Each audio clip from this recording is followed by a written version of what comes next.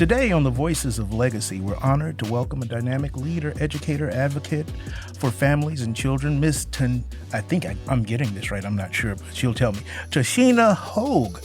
She's the founder of Tangible Habits, LLC, right here in Toledo, Ohio, a company committed to empowering growth through data-driven behavior support for children, families, and educators. With a strong background in board-certified behavior analysis, TaSheena has dedicated her life work to helping others build meaningful habits that lead to lasting transformation. Miss TaSheena Hogue, hopefully I got the name right. You got it correct. I did? Yes.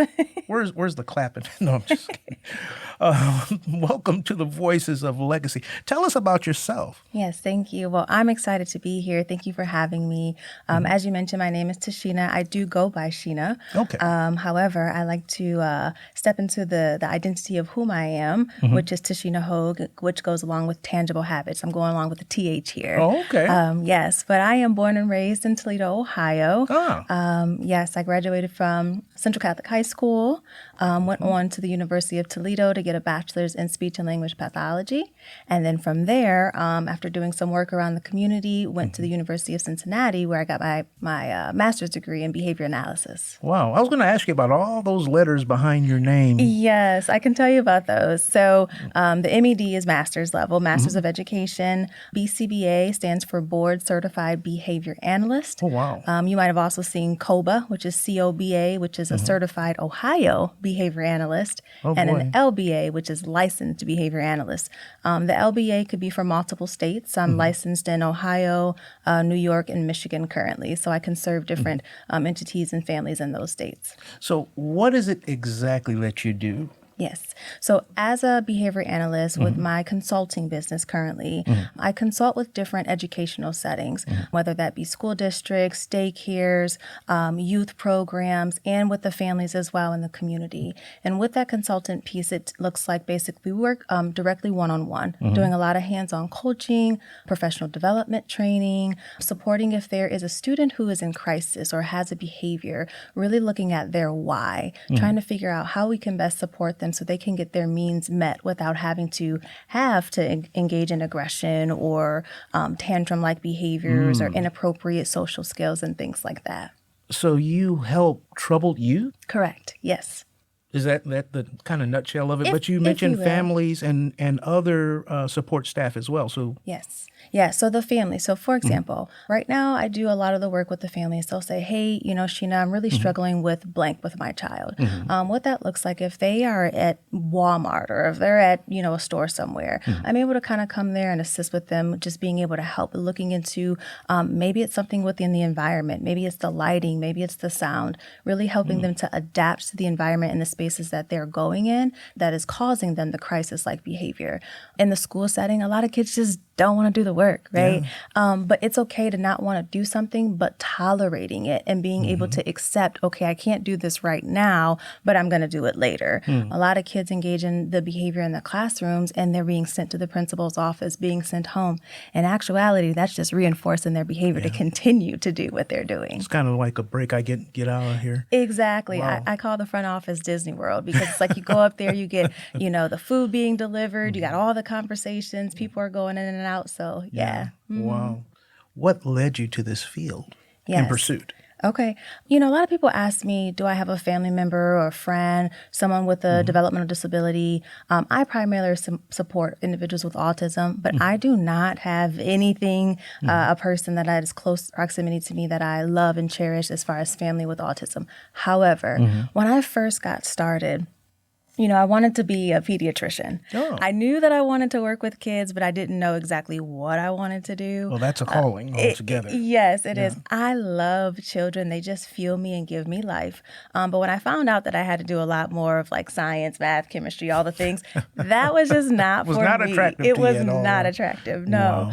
So during that time period, I actually got a just kind of a one-off job working as a direct care support in a school setting. And I was working with kids with disabilities, and I was basically like a tutor, if you will, or like a paraprofessional. And that just like kind of sparked like, okay, how can I be more involved? I actually got a job over the summer working as what's called a registered behavior technician. That's RBT. Again, that's kind of like your direct care work provider. And I knew from there that that was it. That was the thing for me. The why behind that. The children that I supported, they either are non-vocal, which means they're not able to communicate vocally. They had some sort of device, or they use sign language or visuals of some sort, or they just engage in inappropriate behavior. And so for me, I wanted to give them voice of reason to say, hey, you don't have to do that. Let me kind of help you express what you're trying to say. Let me help you get your needs met by just doing the right thing, or thing that's going to be more applicable, where you can get it sooner rather than later. Gotcha. So if someone was in need of your service, how do they know that you exist? Yes. Well, you'll see me on social medias. I'm on Facebook, Instagram primarily, but a lot of my services are being sought out through word of mouth. I do consult with a few different school districts in the area. I work a lot with the different families. I've worked in the community, working like in the clinical setting. A lot of people know like speech therapy, occupational therapy. Yes. This direct therapy is called ABA therapy, which there's a lot of acronyms in our field, but it's called ABA therapy, which is applied behavior analysis.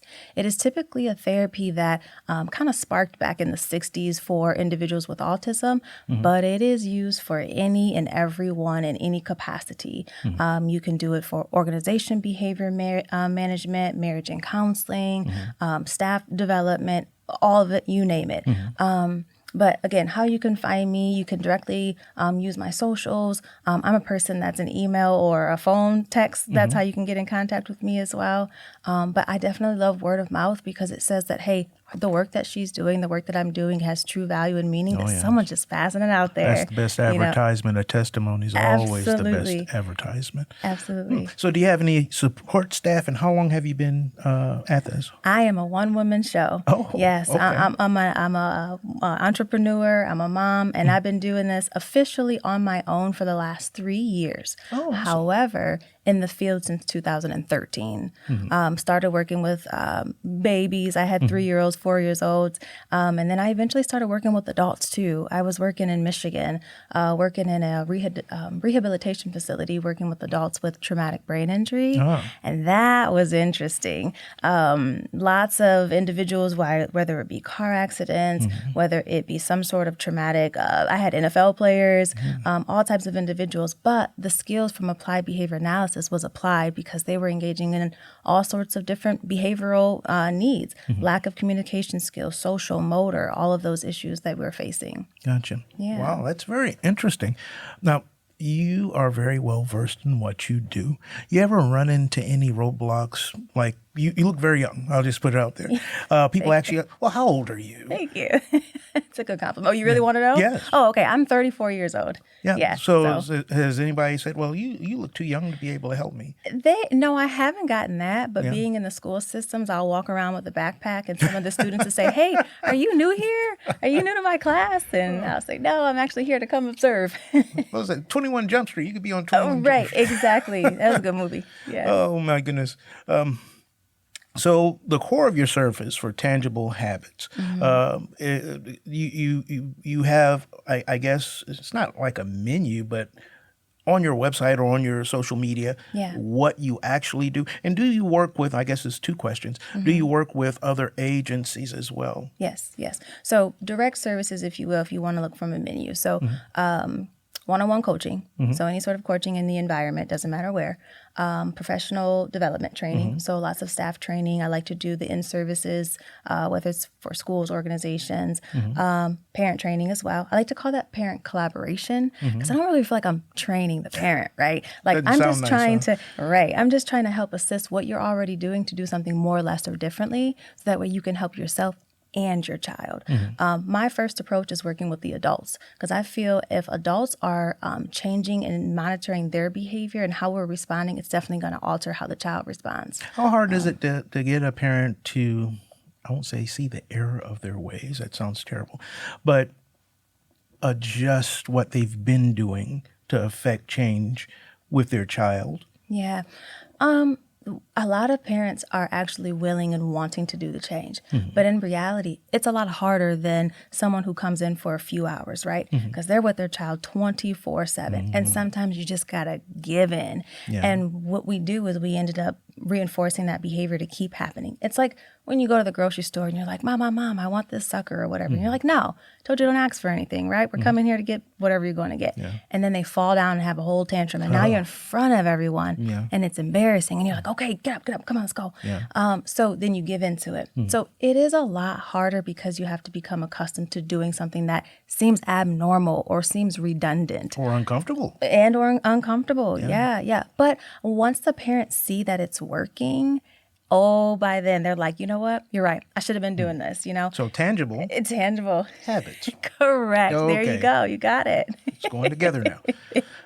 Yeah. That's interesting. So I hope this is a good question, but how would a parent pay? Do you accept Medicaid?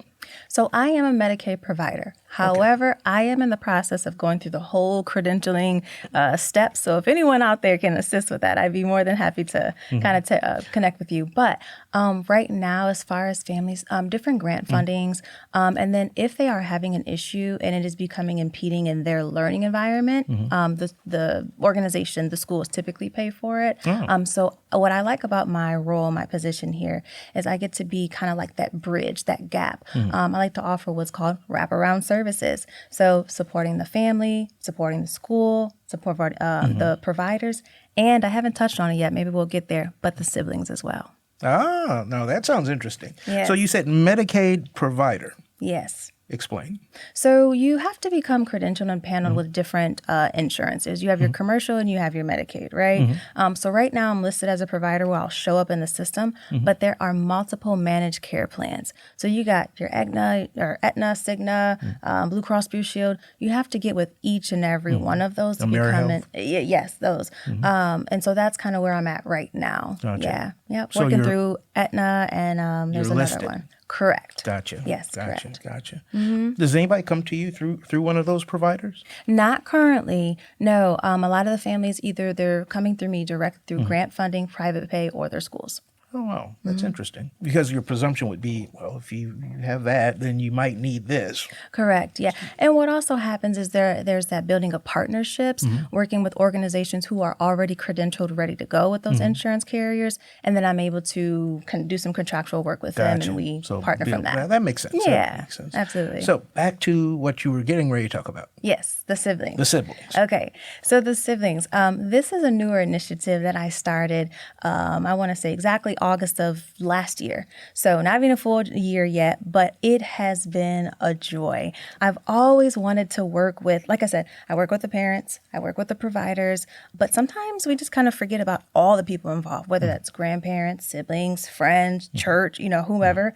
Everyone is there. We're a village. So I wanted to highlight the siblings explicitly. This space is called Tangible Ties. Okay? Tangible Ties is explicitly my sibling community. I have two different sets of individuals that we see. First one is for siblings that have an individual with a disability. For example, my brother has autism, it would be for me, okay? The second group is for bio siblings. I also do work with child and welfare programs. And so if you are a bio sibling who may have a foster or adoptive sibling within your home, it's explicitly a space for the siblings where they can get together monthly and we meet and just talk about all things that they're experiencing, whether it's social emotional skills, understanding diagnoses, understanding reunification, all the things as it relates to dealing with a sibling that has a disability or that in foster care. We come, we have fun, we do recreational activities, skill building, and it's safe. That's ultimately what I want for them. So is to this have is safety. at your facility. Right now, I partner with an organization, and they allow us to come in those space monthly. I don't actually have a brick and mortar, so a lot of the work that I do is within the community. And typically, I'm bringing it to spaces that are either within those set populations. Awesome. Yeah. Awesome. So if someone feels overwhelmed, where should they start? Well, I would say in the beginning, when you say overwhelmed, Parent. okay, just with Their child. child having behavior or okay. And a lot of parents are overwhelmed too with diagnoses. That's another area. But overwhelmed with their child, I would say reach out to me. We can have a direct conversation. More often than not, if I'm not that person that can actually deliver the service that's needed or help in any type of way, I'm giving resources, I'm giving referrals and trying to connect them within the community. But first off, let's just have a conversation because I want them to be seen and heard because sometimes they go in silence. You're talking about the child again. The parent. The parent. The parent. That's exactly what I was going. So if you're not the doctor just yet, do you make the referral if medication is a consideration? So I don't really dabble into the medication piece. However, what I do as a behavior analyst, what I can do with medical providers, say child A is having behaviors every day around 1 o'clock. You're like, what is going on? So I start taking data collection on those behaviors and saying, okay, this is what we're seeing. Here's what's happening before, and here's what's happening after. So I give kind of like observational notes, things like that. I may say some recommendations as well, but I'm not referring like specific medication because that's not in my area of expertise. Gotcha. It's a good answer. Yes. And with teachers, do you I guess you would have to work with the teachers as well. Yes, lots of direct hands-on work with the teachers. I had a placement where I was working in a school district and I was there pretty much like on staff. And so with those teachers, I would be in the classrooms kind of helping, whether it's like, hey, let me pull out little Johnny, or working with the teachers to say, hey, what do I do? How do I create a plan to have this child have success? So a lot of the students that I work with in school settings, they're either on an IEP or a 504 plan. But I do work with general... For those that don't understand what an IEP is. Yes, it's an individualized evaluation plan. And that's generally with public schools. Yes. So if they have an IEP or a 504 plan, I work with them. But you don't have to have those to be able to get the support, right?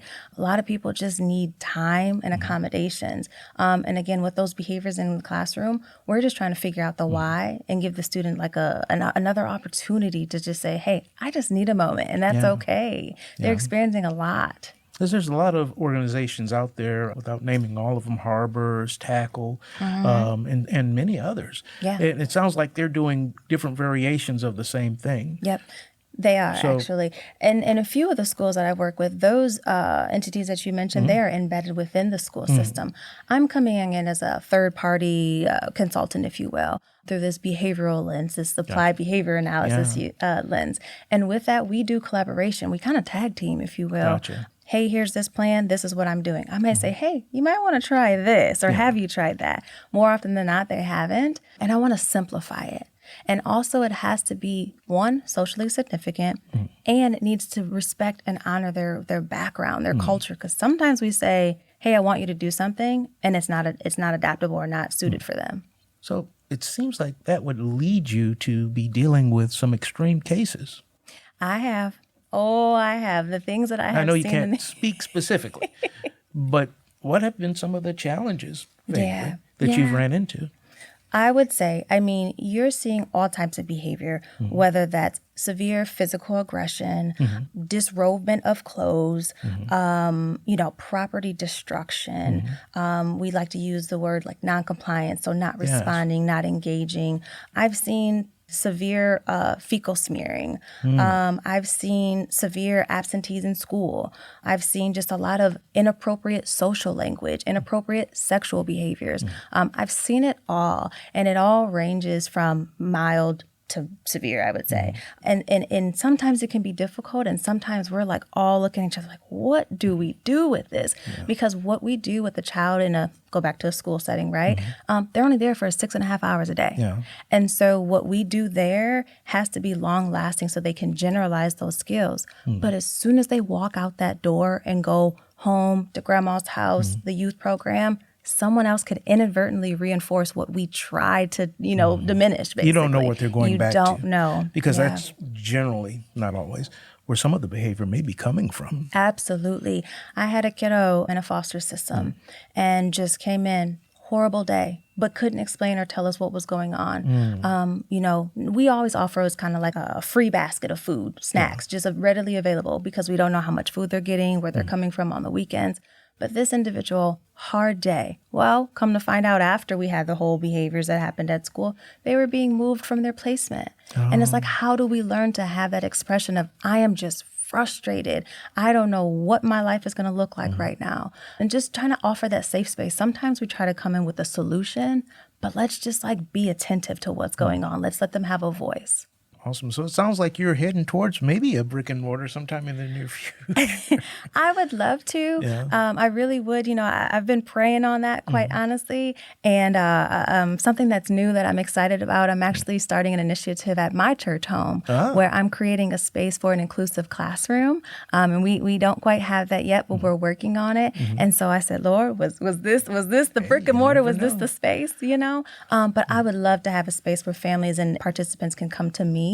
But also, too, I like the flexibility that I have to be able to bridge that gap and go to where everyone is and meet their need because not everyone has the means of transportation, too. That can become a barrier. Yeah, and there are programs even for transportation, I found. Oh, okay. Well, then I need to get connected. So you have, by my account, 13 years of experience? Yes. Just about? Yes. My math is okay sometimes. What would you suggest to anybody considering a career in your field? Yes. So I didn't mention this, but something that I offer as well is I supervise and mentor those who are interested in learning more about this field. As you're going through the schooling, you do have to acquire practicum hours, and so they have to have a supervisor. So I directly provide that one-on-one aid with them to be able to go through all things content, giving them clients to actually work with and apply the skills that they're learning while they're in school. But for someone who really wants to learn about this population, primarily you're going to see them in like educational fields, special education. I started off in speech and language, and I've twisted and all the way got into behavior. So has any of your education in speech and language helped you in this field? Oh, seems absolutely. like it would translate. It absolutely has. I'm not fluent. I learned a little bit of sign language, baby sign language, if you will, using a lot of visual supports, AAC devices, which stands for augmentative communication devices, systems, if you will. And so I've used those from being able to learn that while I was in school, working with a lot of the kids, and being able to have that patience and really understanding the early phonemic sound awareness, if you will. Gotcha. Yeah. And some kids, even with their disabilities, I've learned, especially in law enforcement, my previous career, even what we consider disabled, they've got game. Yes. Yes. They'll get you if you let them. Yes. And you have to kind of get past that and still consider their condition, but at the same time serve them. So have you run into any of that? I have. My kiddos are smart, okay? They know how to manipulate and run the system. It's quite funny sometimes. They're always like 2 steps ahead of you, even when you think that they're not. Wow. You speak of law enforcement, right? That's where you're, Yes. okay. So even tapping into that world, being able to speak with, I got firefighters all up and down in my family, but firefighters, police officers, first responders, really learning how to, when you come across an individual who's in crisis, how to, one, stop, acknowledge, see the triggers, see the precursors, the things that are happening first. Because sometimes when you feel like they're just shut down, Yes. really they're just taking a while to process what you're asking them. And then we don't want to mislead that as not responding and being cooperative. Because conflict resolution isn't enough. At the end of the day, there's the next day and the next day and the next day, and then the repeat behavior, and sometimes it'll escalate. Yes. So to fix the issue at hand, you kind of have to address everything else. Is that right? Yes, yes. And you really want to be proactive versus then reactive. Yes. Because really then you're just learning this pattern of behavior, and it's kind of like it's too late, and you got to like re-unfold everything that you've already learned. Yeah. Wow. So we've come to this point in the program where I have to ask you the big question. Are you ready? All right. Are you sitting down? Let's do it. Well, I'm going to ask you something else before I get there. Okay. I'm going to leave you in suspense for a second. Is there a book? Do you have any printed materials? Do I have Yes. any? No, I do not have any currently. I do not. Well, it sounds like you ought to. I know. And I feel No like pressure. you're like the 5th person who said that. Yeah. So I feel like that's something I need to work on. Yes. So I think I might do Yeah, something because there. it's supportive material based on what you shared today, which is amazing. That would lead people right back to your service potentially. Yes, yes. I'm looking to actually start, but either with, like you said, a book, content of some sort, online content, to be able to say, hey, watch this video, because it's just me, right? I Yeah. can't be in all the spaces and places at one time. Yeah. So being able to give them Yeah, something you to kind can of grasp, AI it. right, in the world we live in today. No, don't listen to But that. being able to give them something tangible, Yeah. if you will, until I'm able to kind of come in and step into the environment where they are and being able to assist one-on-one. That's a good idea, and I don't even Yeah. want a commission. So, back to the original question. Okay. What do you think your legacy is in the 13 years of service that you've had? And what would you like for it to be? Can I start with what would I like it to be? Okay. What would I like for it to be? As with Tangible Habits, I want for parents to be seen and to be heard, feel supported and not left behind. I would like for the providers, caretakers, school personnel, administrators, I want them to be supported and empowered. I want them to know that you have the tools in your toolbox, but let's use them effectively. And I would love for the individual themselves, the clients that we serve, I want them to feel not like they're being accommodated for, right? But actually being rooted into the spaces that they are. People are adapting and accommodating their needs, and adjusting to them. So that's what I would love for part 2 of your question. Part 1, remind me again, what did you say there? Well, I asked you, what would you like your legacy to be, and what do you think it is already? What it is already. At Tangible Habits, with myself, I lead and I'm rooted in compassion and grace. And I feel that people see that, and that's like the first impression that they get. You're so kind, you're so genuine, you're so compassionate, and I really listen. And I love that because I know that I put people first. I'm really working on my self-care skills as well. But I Preaching to the choir there, but go ahead. I do put people first, and this fuels me to be able to assist, to advocate, and support people by all means necessary. So again, that's where I'm at with that. Wow. Well, that's a lot. Again, you need to write a book. Well, thank you so much for joining us. Did you have any parting words for the people listening to this? I'll leave you all with this. Do it on purpose to make it tangible, with purpose to make it a habit. Wow. Tangible Habits. Yes. There you go. Do you have a website? I do. It is tangiblehabits.org. Awesome. Thank you so much, Thank Miss you. TaSheena Hogue. Yes. I got it right. You got it right. For joining us for the Voices of Legacy, where you're writing your legacy every day that you live. Remember to be kind to someone.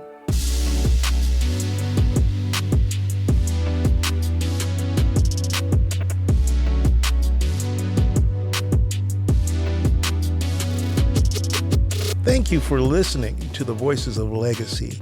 This is your friend, Pastor Carl Mitchell III, your host of this program. We want you to go to wgte.org/legacy to like, share, subscribe, and hear all of our past podcasts and our future podcasts. Be a friend and join with us in the Voices of Legacy, where you're writing your own legacy every day that you live. Have a blessed day.